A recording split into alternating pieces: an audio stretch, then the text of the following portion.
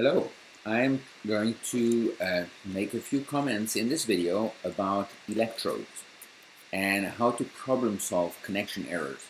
Now the way I want to start this is by first demonstrating to you what happens when the connection between the electrodes, or the body rather, of the patient and the device is not ideal. So I'm going to click on VMS. I'm going to pick any protocol. And I'm going to suggest that I'm going to be working with channel 2.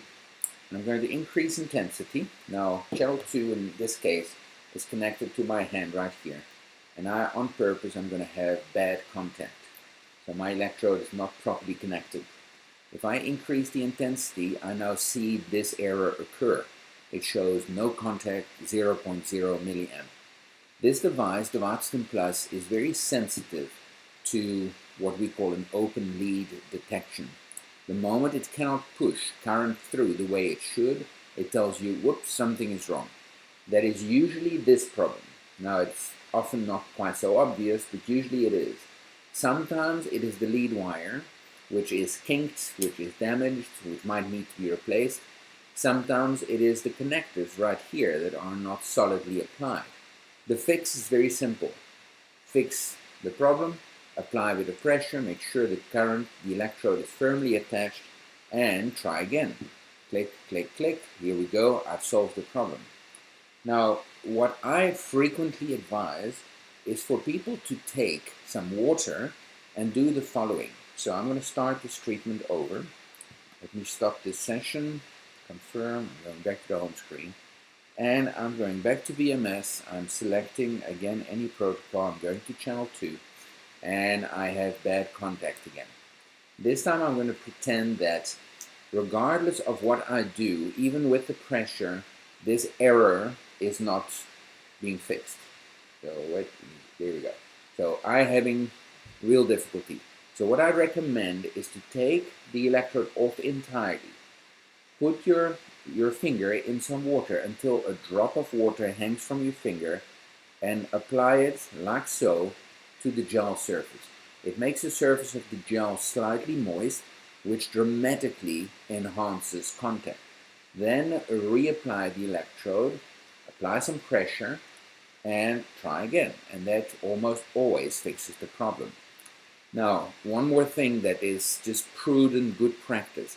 Make sure that these little paper strips right there, if you take them off and if you apply some pressure by pulling on the material, which is stretchable. So the material of the electrode should be pulled into place. So that's one tip.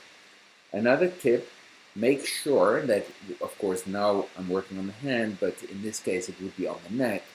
Make sure that the electrode is experiencing a little bit of pressure with some red material.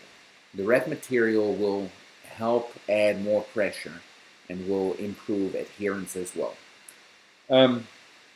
One more important thing, of course, use good quality electrodes so that the electrodes conduct properly. Another thing to really watch out for is when you look at the electrode surface right here, you will see that there's a little gel surface. Sometimes when applying and reapplying, some of this gel comes off. If you see that this gel is detached like that, it's probably hard to see in the camera, but if you see that the gel integrity is no longer good, throw the electrode away and start with a fresh set. Many people ask me, is it okay to use and reuse these electrodes multiple times? It is possible, but with every use, you will see a deterioration, a degradation of the electrode. That's unavoidable, no matter which electrodes you use. So our recommendation is use it once, use it twice, yes.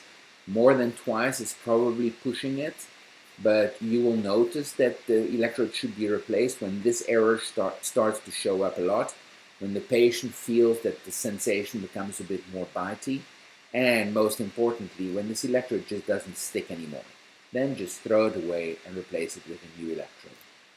Okay, I hope this was helpful.